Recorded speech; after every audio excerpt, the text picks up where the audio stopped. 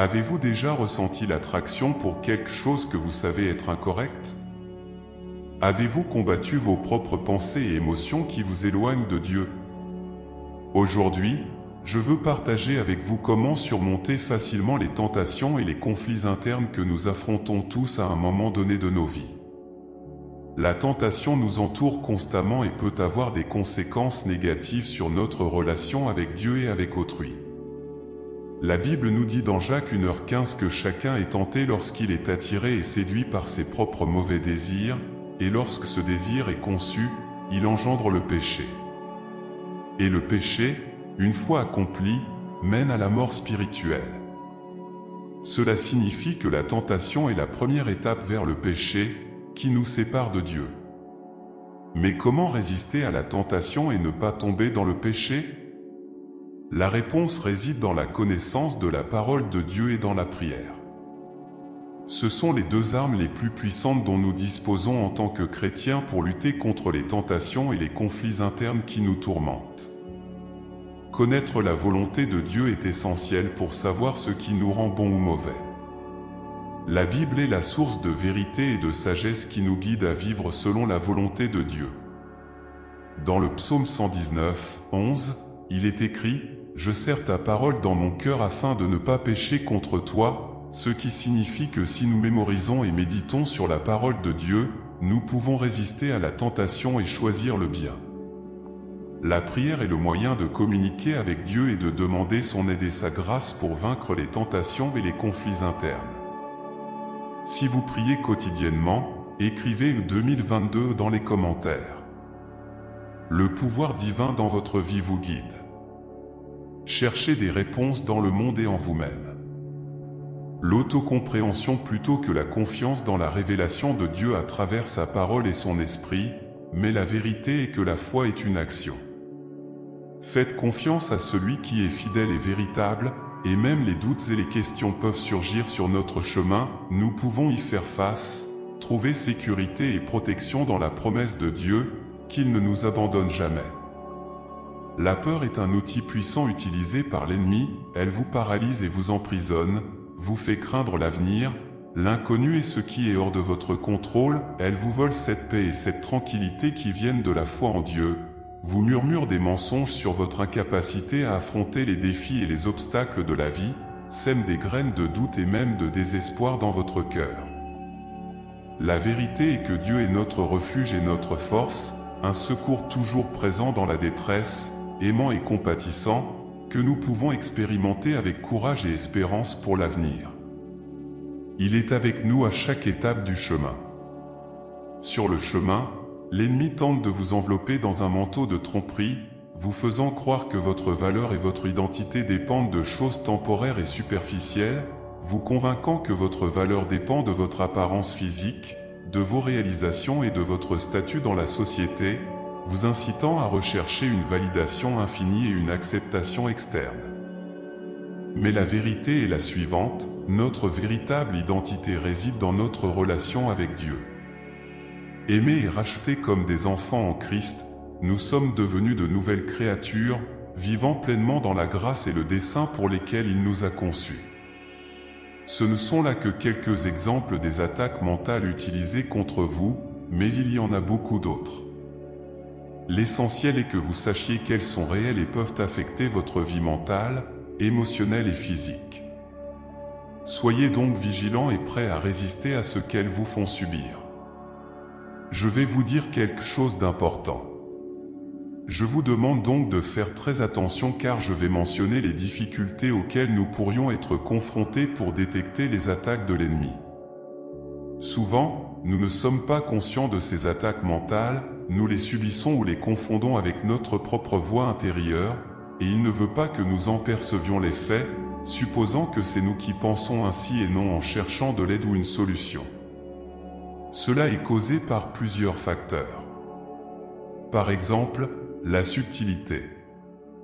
Il est rusé et subtil, sachant dissimuler ses attaques pour les rendre rationnelles, logiques ou innocentes. Il n'apparaît pas toujours comme un être terrible et malveillant, mais se fait parfois passer pour un ange de lumière, 2 Corinthiens 11h14. C'est pourquoi nous devons examiner tout ce que nous pensons et ressentons à la lumière de la parole de Dieu et ne pas être trompés par les apparences. Cette citation biblique nous met en garde contre le fait qu'il peut feindre d'être bon et pieux pour s'infiltrer parmi les croyants et semer la confusion, la division et l'erreur. Nous devons être conscients de ces pièges et comparer tout ce que nous entendons et voyons avec ce que dit la Bible, qui est la vérité absolue et notre mesure de foi, afin de distinguer ce qui vient de Dieu et ce qui vient de l'ennemi, et de rejeter ce qui n'est pas conforme à la volonté de Dieu. Deuxièmement, la familiarité. Il connaît notre histoire, notre personnalité, nos goûts et nos faiblesses, et utilise ces informations pour nous attaquer de manière personnelle et spécifique. Il n'utilise pas les mêmes attaques contre tous, mais s'adapte à chacun de nous. C'est pourquoi nous devons savoir qui nous sommes en Christ et ne pas permettre que le passé, les circonstances ou les opinions des autres nous définissent. Cette citation biblique nous montre qu'il sait comment nous tenter selon nos inclinaisons et nos vulnérabilités, tout comme il l'a fait avec Jésus dans le désert, Matthieu 4, 1-11. Nous devons être conscients de nos faiblesses et nous fortifier dans le Seigneur, qui nous donne la victoire sur le péché et la tentation. Nous devons nous rappeler notre nouvelle identité en Christ, qui nous a fait enfants de Dieu, héritiers de son royaume et plus que vainqueurs en lui. Nous devons nous fortifier dans ce que Dieu dit de nous, non dans ce que le monde ou l'ennemi veut nous faire croire. Troisièmement, la persistance. Il est tenace et n'abandonne pas facilement, il ne se contente pas de nous attaquer une fois, mais continue jusqu'à ce qu'il atteigne son objectif. Pour rester vigilants et ne pas baisser la garde, nous ne devons pas penser que nous sommes déjà à l'abri des attaques, mais nous devons être prêts à les affronter chaque jour. Cette citation biblique nous dit que l'ennemi rôde constamment comme un lion rugissant, cherchant quelqu'un à dévorer, 1 Pierre 5:8. Nous devons rester vigilants, sobres et fermes dans la foi, sachant que nous ne sommes pas seuls, mais que Dieu est avec nous ainsi que d'autres frères et sœurs qui endurent les mêmes épreuves. Toute notre foi en Dieu nous donne la force, la sagesse et la protection pour vaincre le mal. Nous devons revêtir toute l'armure de Dieu, qui nous permet de résister aux jours mauvais et de rester fermes dans la vérité, la justice, la paix, la foi, le salut et la parole de Dieu, Éphésiens 6:11. Ce sont là quelques-uns des facteurs qui rendent difficile la détection des attaques. Mais il y en a d'autres que nous devons considérer. Il est vrai que l'ennemi nous hait et cherche à nous détruire, mais nous devons aussi comprendre que Dieu est plus grand, qu'il nous aime et veut nous bénir. Nous avons une stratégie pour attendre les attaques mentales et en sortir victorieux. Je vais vous expliquer cela plus tard. Vous devez vous rappeler de lutter contre le mal. Nous devons d'abord nous demander d'où vient le péché? Est-ce quelque chose d'externe qui nous attaque ou quelque chose d'interne qui nous corrompt? La réponse est que le péché vient de l'esprit, comme le dit la Bible dans Jacques 1, 14-15. Chacun est tenté quand il est attiré par sa propre convoitise et séduit par elle. Puis la convoitise, lorsqu'elle a conçu, enfante le péché, et le péché, une fois accompli, engendre la mort. Cela signifie que le péché n'est pas causé par quelque chose d'externe, mais c'est le résultat d'un processus mental qui commence par le désir. Tous les désirs sont naturels, mais certains sont mauvais car ils vont à l'encontre de la volonté de Dieu. Ces désirs sont appelés convoitises et ce sont eux qui nous conduisent à la tentation. La tentation est un événement ou un stimulus qui nous pousse à envisager la satisfaction d'un désir pécheur. La tentation n'est pas en soi un péché, mais elle devient péché si nous cédons ou lui concédons. Si nous le faisons, nous donnons naissance au péché dans notre esprit et tôt ou tard ce péché peut se manifester dans nos actions. C'est pourquoi la Bible nous met en garde contre ce péché. Une fois commis, il nous mène à la mort spirituelle, qui est la séparation de Dieu, la source de la vie.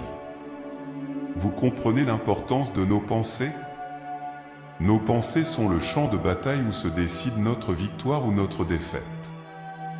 Si nous laissons nos pensées être contrôlées par le désir, la tentation et le péché, nous ouvrons la porte à la destruction de notre vie spirituelle, émotionnelle et physique. Mais lorsque nous soumettons nos pensées à l'obéissance à Christ, nous assurons notre bénédiction et notre salut. Maintenant, la partie la plus importante, comment pouvons-nous vérifier et filtrer nos pensées? La première chose que vous devez savoir, c'est que Dieu veut que vous ayez un esprit renouvelé, pour que vous puissiez penser comme lui et voir les choses comme lui les voit. La Bible dit dans Romains 12h2 de ne pas nous conformer à ce monde, mais d'être transformés par le renouvellement de notre esprit, afin de pouvoir discerner quelle est la volonté de Dieu, ce qui est bon, agréable et parfait. Cela signifie que nous ne devons pas nous conformer aux valeurs, aux modes et aux opinions du monde, mais nous devons changer notre façon de penser à travers la parole de Dieu et ainsi trouver le plan parfait pour notre vie. Mais comment pouvons-nous renouveler notre esprit? Quelles pensées devons-nous avoir? L'apôtre Paul nous donne un indice dans Philippiens 4:8. Il nous dit de penser à tout ce qui est vrai, juste, pur, aimable, digne de louange, vertueux et bon. Ce sont les propriétés que Dieu aime voir dans nos pensées et que nous devons cultiver dans notre esprit. Pensez d'abord à tout ce qui est vrai, car penser à ce qui est vrai nous aide à avoir une vision claire et objective de la réalité, qui contraste le bien et le mal et nous pousse à agir en conséquence. Penser honnêtement à ce qui est honnête nous aide à être des personnes honnêtes, des parents dignes de confiance qui respectent la dignité et les droits des autres. Penser clairement à ce qui est juste nous aide à être impartiaux et rationnels, à rechercher le bien commun et la justice sociale. S'accorder sur ce qui est droit, moral et selon les principes de Dieu nous rend justes. En revanche, penser à ce qui est injuste nous rend arbitraires, partiaux et irrationnels, cherchant notre propre intérêt au détriment du groupe. Penser à la pureté nous aide à être des personnes pures, saintes et innocentes, sans tromperie ni corruption. Cela nous permet également de nous connecter avec Dieu, qui est saint et pur, et de comprendre le but de notre vie. Penser à l'impureté nous rend impurs, pécheurs et coupables, tachés et souillés. Cela nous sépare également de Dieu, qui est saint et pur, et du but de notre vie. Penser à la gentillesse nous aide à être des personnes aimables, chaleureuses et amicales, recherchant la prospérité et l'harmonie avec les autres, nous permettant également d'avoir une bonne relation avec un Dieu aimant et amical ainsi qu'avec nos voisins. Penser à des choses déplaisantes nous rend rudes, violents et haineux, créant des conflits ou des divisions avec les autres. Cela nous met également en désavantage devant Dieu et les hommes, nous faisant perdre le respect, l'autorité et la reconnaissance. Par conséquent, penser à un bon nom nous aide à être honorable, respectable, digne et à avoir une bonne réputation devant Dieu et les hommes, nous permettant d'avoir de l'influence, de l'autorité et de la reconnaissance.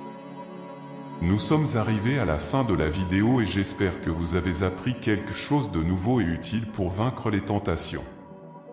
Que Dieu vous bénisse pour toujours et que nous ayons une vie remplie de lumière par le biais de la sainte parole de Dieu. Amen.